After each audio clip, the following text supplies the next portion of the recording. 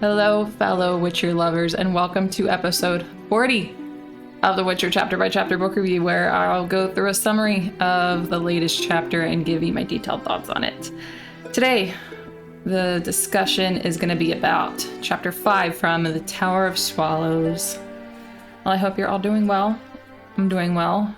I got into the habit of recording these on Fridays, and I'm always in a really good mood on a Friday, like a lot of people usually are, because you're about to start the weekend, and I could really use it right now. Nothing bad's going on. I'm just ready to not have to work. So it should be good. I don't even know what exactly I'm going to be doing. Probably mostly just relaxing, but either way, it should be a nice time. Well, I am just going to go right into the chapter. I don't really have anything interesting to talk about that is not Witcher related. So I'll start with the recap from last chapter, and then I'll go through the summary, and then we'll discuss it. I think you know the drill by now, but I don't know. I always think that maybe somebody new might just tune in on episode 40 for whatever reason. I don't know how people find this. I'm honestly surprised that anybody listens to it at all. I'm very grateful to you guys who listen. It just, like, I honestly have no idea how people find it. Like, I just put it out there, and then it somehow presents itself to you. It's like magic. I don't know. All right. So for your refresher of the last chapter, Boneheart got Ciri equipped with a high-quality sword and forced her to kill men in an arena for entertainment. Toniel employed a Hansa to find and investigate Boneheart and what he's doing with Ciri. This Hansa included a woman known as a psionic who can read others' thoughts and control people with her mind. All right, here's what happened in the chapter we're discussing this week, chapter 5. In the town of Reedbruno, Geralt is brought before the prefect Folco Artevelde. In an interrogation room, the guards bring in a captured young gang member called Angouleme, who was offered a kinder execution for delivering information on her previous leader, Nightingale, who's been committing atrocious crimes, and Artevelde is determined to arrest. Angouleme explains that Nightingale was hired by a half-elf to kill Geralt on his way to finding the Druids in Toussaint, even though Geralt wasn't even aware that the Druids had moved to this location. Folco asks Geralt to help him take down Nightingale before the amnesty is declared, and Geralt agrees on the condition that Angouleme can join the company. Later, when discussing the updates with the group, they focus on the fact that the half-elf and Nightingale believed their company to have 4 members, not 5. Not 5 like they've had prior to Angouleme joining. Geralt expresses his suspicion that the reason for this is because Cahir is working with the enemy, and they're meant to kill everyone in the group except for Cahir. Obviously offended by this accusation, Cahir hits Geralt, and the two fight until Milva breaks it up by whipping them with her belt. A couple of days later, Geralt apologizes to Cahir and the group and tells them the reason the enemy was mistaken about their company size was because they've been monitored by magic, which cannot detect vampires, and that the sorcerers who've sent the half-elf after them were Vilgefortz and Yennefer. He also announces that during the night of the equinox, Ciri died. Since they now believe their efforts to find Ciri to be futile, they decide to set off to exact revenge on those responsible for her death. Milva, Regis, and Dandelion set out for the Duchy of Toussaint to find the Druids, and Cahir, Geralt, and Angouleme take off in the direction of Belhaven, where the half-elf should be. Okay, so let's get into this stuff because there is definitely some really important things that we got to unpack. So, the beginning of the chapter, they had just arrived in Reedbruno, where they were escorting the beekeepers. So when we left off with the group, which was not in the previous chapter, but I guess 2 chapters back, they were escorting these beekeepers to the slopes, and there's this town of Reedbruno in the slopes that they were supposed to be escorting them to. So they just got there, and then the beekeeper, like the main dude beekeeper, he finds out from a relative in the town that the Druids have moved to a place called Loch Mondorin. I don't know how you say it, but it's a lake, and it's only 35 miles west from the town.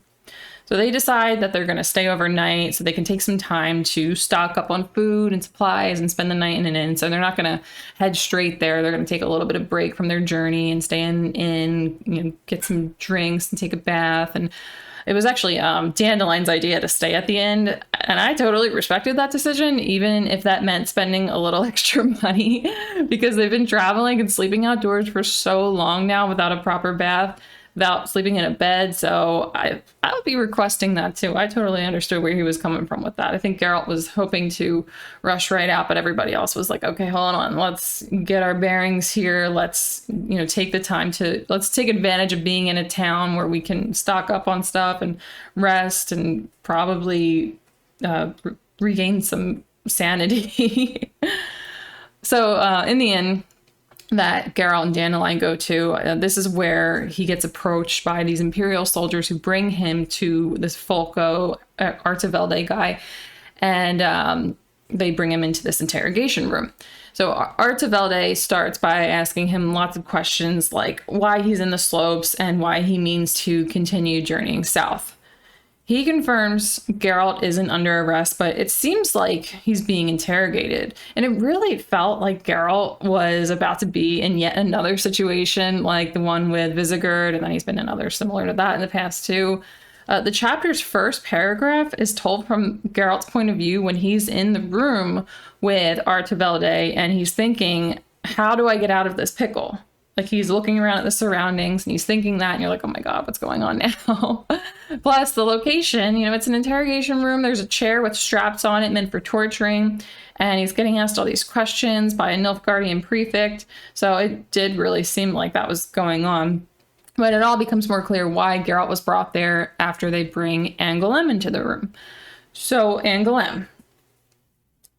She's a new character, obviously. We haven't met her before. There was actually one very, very brief mention a few chapters back by Dandelion, but there was no context given, which is actually why I've considered adding that into the little discussion in the episode where we covered that chapter. But then I thought, no, I'm going to wait until we actually meet her because, what am I even going to say? Like, they didn't really tell you who she was. It was just kind of thrown in there very quickly and then immediately not talked about again until this chapter.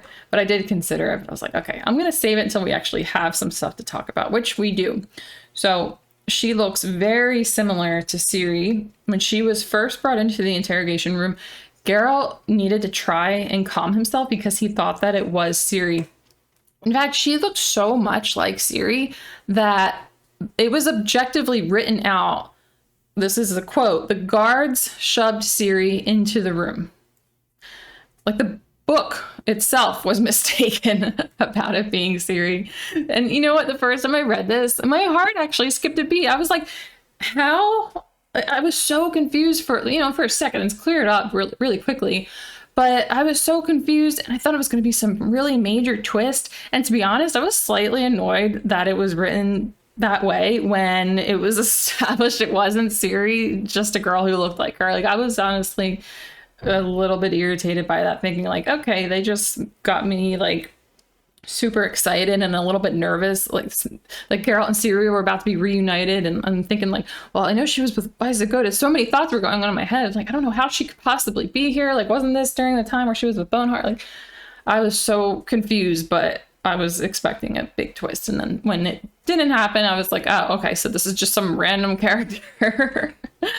But Angouleme she's pretty interesting. So Angouleme likes to call all men nuncle and all women auntie, which no one seems to like, especially Milva, who warns her not to call her that again. And then when she does, Milva whips the shit out of her with her belt, like, hard.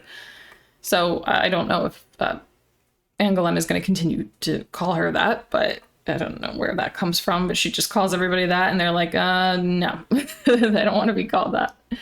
So Folco was determined to have Angouleme executed because she was part of a gang of youths killing and robbing, which is another similarity between her and Ciri, and I thought that was pretty interesting. And her gang worked with this guy Nightingale that we learn about in this chapter.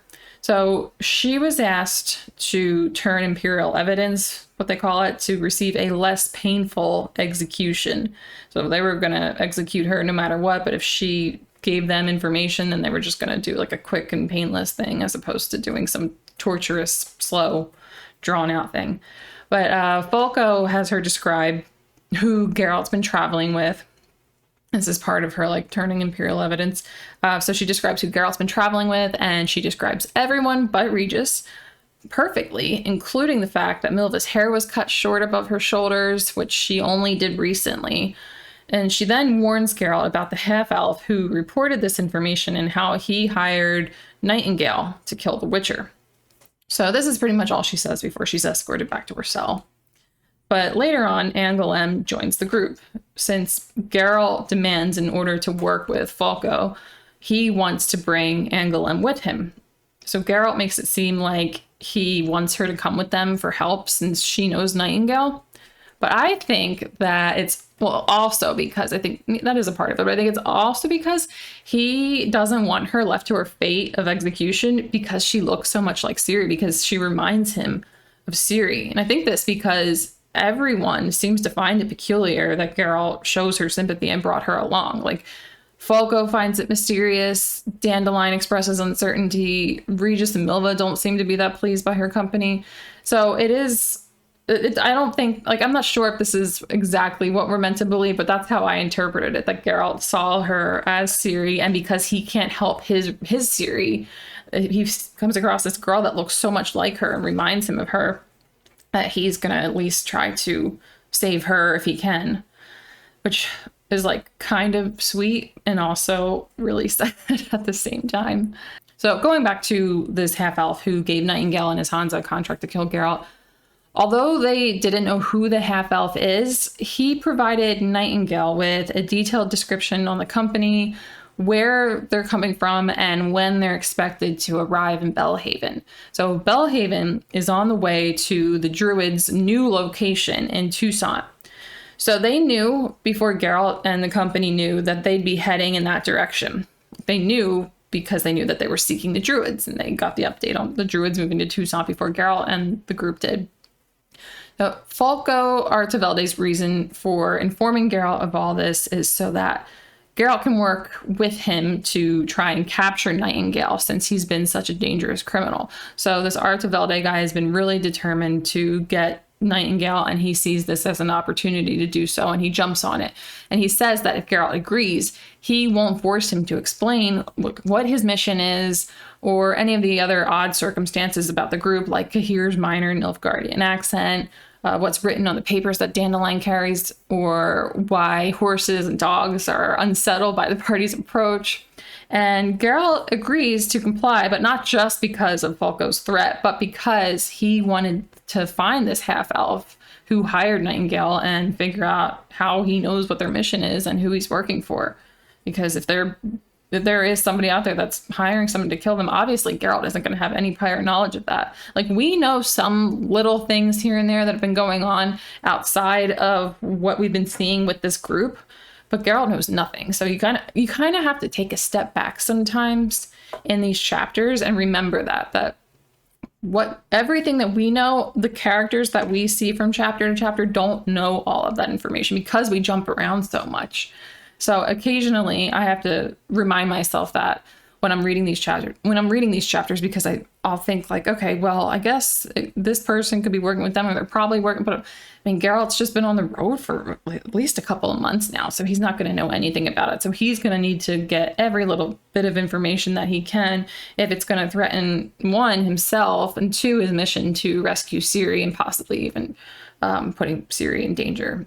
So anyway, once the company is back on the road, they discuss the issue of how the half-elf knows so much about them and where they're heading. So Dandelion thinks it's Dijkstra, assuming he's received updates on Geralt from like Visigurd and Queen Meve, these people, these really higher up people that definitely are not cool with Geralt right now and must have concluded they're Nilfgaardian spies, but everybody quickly dismisses this possibility. That's not what's going on. I could see how he got there for sure, but that's just not the case. But Geralt tells everyone his plan to deal with the half-elf problem, which is to have him, Milva, and Angouleme go to Belhaven to find this guy. And then Regis, Dandelion, and Cahir will go to Toussaint to wait for them. And also, in case Geralt gets killed, they can continue on and find the druids and try to rescue Ciri themselves. But Angouleme points out that they should have another man in the group dealing with the half-elf, and she suggests that Cahir go instead of Milva. And this is where Geralt expresses his lack of trust for Cahir. He doesn't want Cahir to join him because he thinks that Cahir was the one who passed the information about their company. And he thinks that because he thinks that Cahir is going to want to bring Ciri to the Emperor still and regain favor and station. Everyone is shocked by this. Like, this is like a big offense of Geralt, but I'm curious how other readers felt the first time reading this, because I honestly considered this a possibility too for a moment. I can see why the group was astounded by what Geralt said, since they've all become really close companions. But us, the readers, we still haven't gotten to know Cahir that well. I mean, we've known him for a decent amount of time now, and because he's been part of this group of people that we like, part of the good guys, you know, we feel like we can trust him. But I actually had to think about that for a moment when I read this through the first time, and I thought, I mean, for all we know, he could have bad intentions. We never got any answers. I mean, he's been very helpful. He seems respectful, but it just hasn't been explained why he would want to help them find Ciri.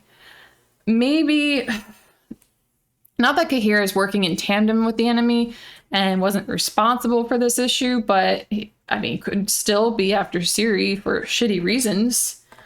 But luckily, this all gets cleared up. Luckily, Geralt comes to his senses and accepts that this isn't true, and he apologizes to Cahir, and we're now meant to understand Cahir isn't a traitor to them too.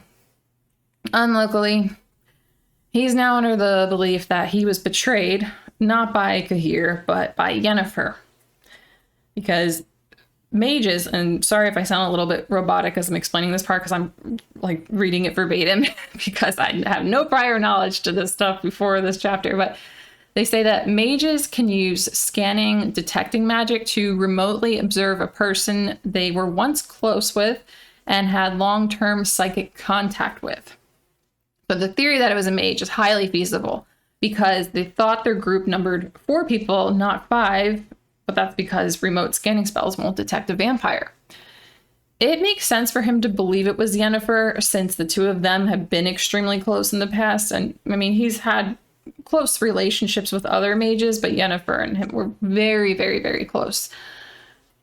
However, and I get why Geralt thinks this, but obviously we don't know 100% what's going on with her. But we have seen her up close recently, and even though it was brief, she didn't give us any reason to believe that she'd betray Geralt and work with Vilgefortz. Plus, I mean, that's what I was thinking, like maybe it could be a twist, but I really can't see that. The same way I don't believe that she's dead. Like, there's just a lot of rumors flying around about Yennefer right now, a lot of bad rumors. But plus, at the end of the chapter, we quickly return to Ciri telling Visigoda her story, and she says that she saw Geralt in that moment in a dream, and she didn't like how he was talking about Yennefer. So she seemed to know that Yennefer didn't betray him. So maybe Ciri learned what was going on between her time with Boneheart and ending up at Visigoda's, because she still has some story to go between where we left off with her in the previous chapter and how she got to Visigoda's. So even though Geralt believes this, I mean, it does kind of remain a mystery to us, but I really don't think that that's the case. And I think it is supposed to be kind of like a tragic reveal that Geralt thinks that this person that he loved so much betrayed him and did something that terrible. But like I said, it could be a twist. We have to wait and see. But it could be a big twist that Yennefer all along was evil. I definitely believe that Vilgefortz is behind it, though, since Rience recently told Vatir de Rideau that he and Vilgefortz know where this group is. But if that detecting magic requires a mage who was close with a member of the group, I'm just not sure how that would work. Like, if it wasn't Yennefer, then how were they able to do that without having somebody that was close? Or did they have somebody else, like another mage that was close with a member of the group? Either way, I don't think Yennefer betrayed them. Yeah. And same way, I don't think she's dead. I think that they're just giving us some false information so that maybe we can just be provoked a little bit to think certain things or to consider certain possibilities. But yeah, it's just, we'll have to wait and see. Like I think I say in every episode, we'll have to wait and see. So yeah, speaking of false beliefs, another unfortunate thing, Geralt now believes Ciri is dead when we know for sure this isn't something that is kind of up to theorize about. Like, we do know for sure she's not. It's left very vague, but during the night of the equinox, which is September 23rd, Geralt and Cahir had a sense of foreboding that left them to believe she died among hostile strangers. So now their mission is to find out where Vilgefortz and Yennefer are and to take their revenge against them. So that's really shitty. And like I previously mentioned, we get a short look back at Ciri telling Vice to what happened. So the night following the arena incident, this is just kind of like not totally relevant to them thinking that she's dead, but I wanted to make sure that I pointed this out, and I didn't include it in the summary. But the night following the arena incident that we learned about in the last chapter, Boneheart flogged her and locked her in a cellar where she slept and dreamt of Geralt in the moment when he announced her death. It's just really sad because she felt so helpless seeing him believe these falsities, including not just her death, but Yennefer's betrayal. And it's sad, and it's also interesting to think about how Geralt had a lot of nightmares about her where he felt helpless, like he couldn't do anything, even though he wanted to be able to intervene, but he couldn't because he can't get to her. And now she's having dreams about him, or, I mean, we only know about the one dream, but maybe she'll continue having dreams. But she had a dream about him where she felt helpless. Like she wanted to be able to tell him, like, I'm alive, Yennefer didn't betray you. So it's a bummer. All right, well, for my closing thoughts, some parts of this chapter were pretty emotional. Like when you think about the chapter as a whole, I don't think you immediately go to, yeah, that was an emotional chapter. But when you break it down, there were a lot of emotional parts. Like when Geralt first sees Angouleme and he thinks it's Ciri. I mean, I know I was a little bit annoyed by that. By what I thought was going to be some shocking twist. It turned out to just be another person. But it's still, like, you do feel really bad for him. Like in that moment, it was a huge surprise, just immediately turned out to not be a surprise. And then when Geralt and Cahir fight, that was pretty emotional, pretty tense and uncomfortable, and also just like, I don't know, it's like maybe we've all been there before, where you see like two people that you care about like not getting along. Maybe you even have seen two people you care about get into a fist fight, and it's just it's really hard. Like you really feel bad for the other members of the group when that happens. Like Milva kind of loses her mind for a second there and starts hitting them with the belt, and she even goes a little bit overboard and like keeps hitting them even after they stop. So yeah, that was a bad moment. And then also when Geralt announces that Ciri's dead, and then he places the blame on Yennefer. So that was really sad. That was really disappointing. I felt very bummed reading that because Geralt's got to be in probably one of the worst places. He doesn't, well, we don't at least get to explore his emotions. It happens right at the end of the chapter. But I think maybe he's just more focused on revenge than anything. So maybe he's just being driven by anger at the moment. But that anger will eventually be replaced by extreme sorrow for everything that's going on in that situation. Unless he can figure out before it gets to that point that Yennefer didn't betray him and Ciri's alive. Okay, well, looking ahead, my new little section at the end of the episode, I just have one little thing here. I wonder how different things are going to be now that Geralt thinks that she's dead. I know that I was just talking about how he's probably going to end up really sad if he doesn't figure out the truth soon. But I'm sure that at least between now and when he either gets to that point or when he finds out the truth, he's going to be approaching certain situations differently. I'm thinking that he is probably going to be a lot more reckless since he's acting out of revenge instead of with the intention of finding and rescuing Siri.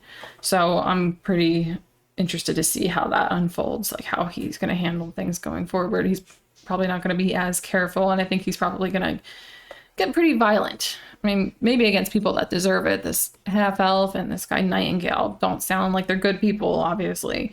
So if he takes it out on them, then that's not a bad thing. If he takes it on Vilgefortz, Boneheart, that would be great, but I think that they're a little more unattainable than the other guys.